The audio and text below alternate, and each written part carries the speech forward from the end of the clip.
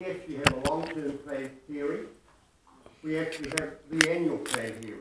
Now, for a long-term plan hearing in which we go out and ask everybody, please, what do you want, what do you think?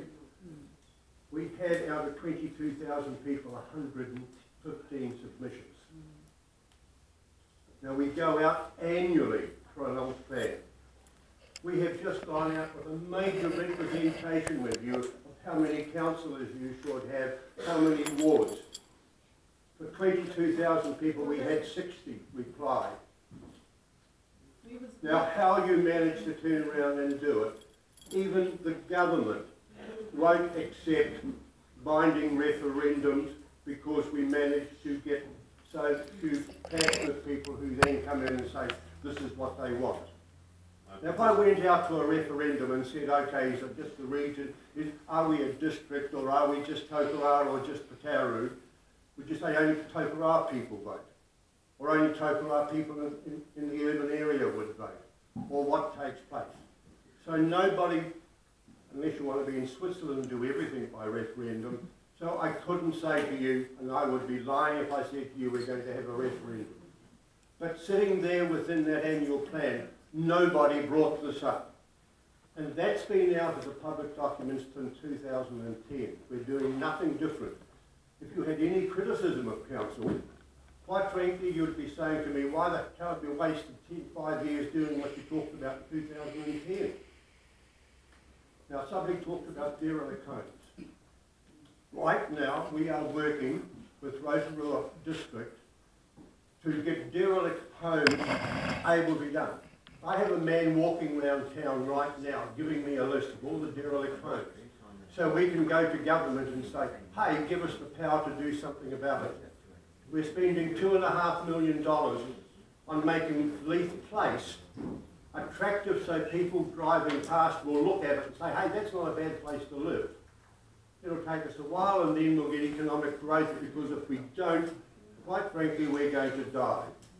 You and I won't be able to afford to live in Tokoroa or the South Waikato, because you'll have a bigger rate increase than Auckland. We've got to get people in jobs and make the town look good, feel good, and all be proud. So tonight I'm proud to think that you have that passion. You have the passion to stand up and come tonight, and I say great. But don't let that passion die and be just focuses on this building. Have that passion to believe in Tokoroa, to believe in the South Waikato, and have that passion to go to that neighbour who doesn't cut the lawns and say, this is my town, I want you to cut those lawns so our town looks great. Put that passion to work, because if we do, we'll be able to stand proud and say we're the best community around. And tomorrow when I speak at the university, I'll be able to say, don't listen to the media that runs us down, because I am a mayor of a town that believes in itself and stands up in passion. Put that passion that you've brought tonight to work. And if we do that, we won't have to worry about our future, because if we don't, we are going to die. And we have to make sometimes hard decisions. Nobody loved us closing the Benali Street toilets. We had to. But hard decisions are made. Please, thank you for your passion. You can be taken back to council, but I can't promise you a referendum. Okay, can I nothing to do with the bowling club, okay? I'm a diabetic, I'm overweight, okay? This is the only part of Tokoroa I went to go for a green card. We can't even get sponsored to go swimming at your thing because it's not covered by the green card. And you guys are poor people, and there's a lot of sick people here. You know, I don't know a lot about the green card. I've been I did. Yeah. You do know that we actually, in terms of the swimming pool, and you say you can't get there, Sport Waikato came and told us that our swimming pool was so cheap, let's don't be so stupid. We had to say, hey, you know, what to do.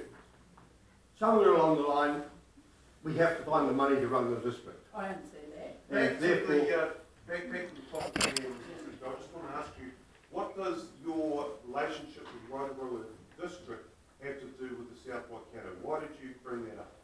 because Rotorua is taking the concept check of derelict homes to Parliament, which costs money to go to Parliament with a petition.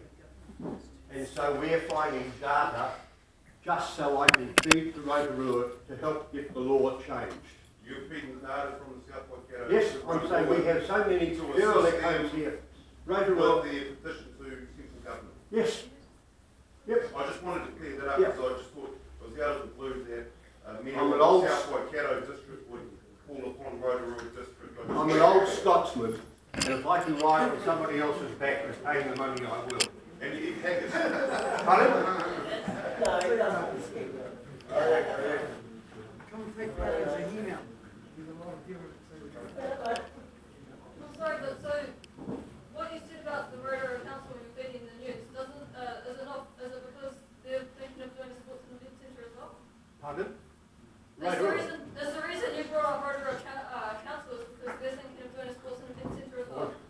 No, they built one which is about $25 million and already done. I'm talking about Rotorua because somebody brought up derelict homes, and nothing is worse than don't take people round and we see the derelict homes.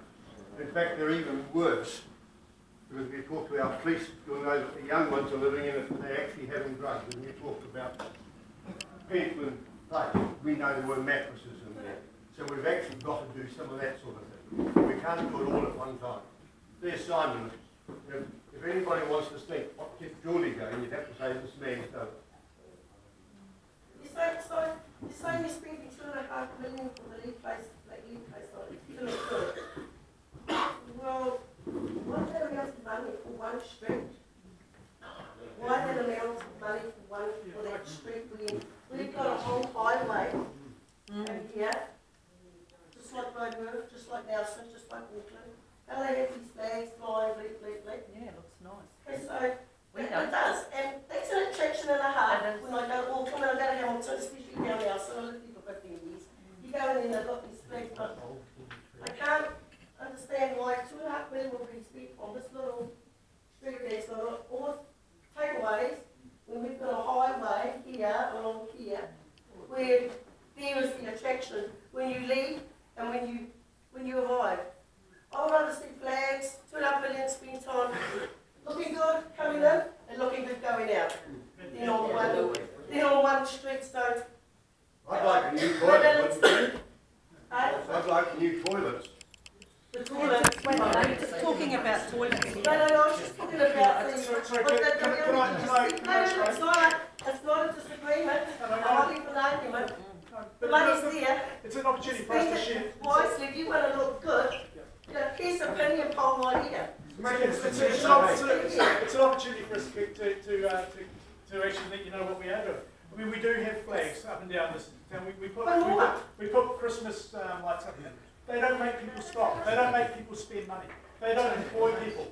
So the whole idea of the Leaf Place development is to make sure that people who are driving past stop in there. They spend their money in the coffee shops and the takeaways. At the Gulf service station that doesn't employ anybody. So you would have read the article in the paper where I was on that, but that's another story. But reality is that we actually need to get people in off the main road. We need to get them stopped. At the moment, people drive past and they go, oh, Tokoroa, you know, I've heard about this place, I'm not very impressed, don't like the look, but I'm going to keep going. They don't spend their money. We only need to stop another 5% of people passing by here, and it'll return something like about $2.4 million a year to our economy. That's what we're trying to do. So we're more money. We've been tagged for the murders that have taken place here through the gang violence. Okay, reality is it's not going to go away. But that doesn't make me lesser proud of this community. Okay, because we live here. So you've got to look outside the umbrella. Like, just going out and see the $2.5 million for the street light. That's your plan.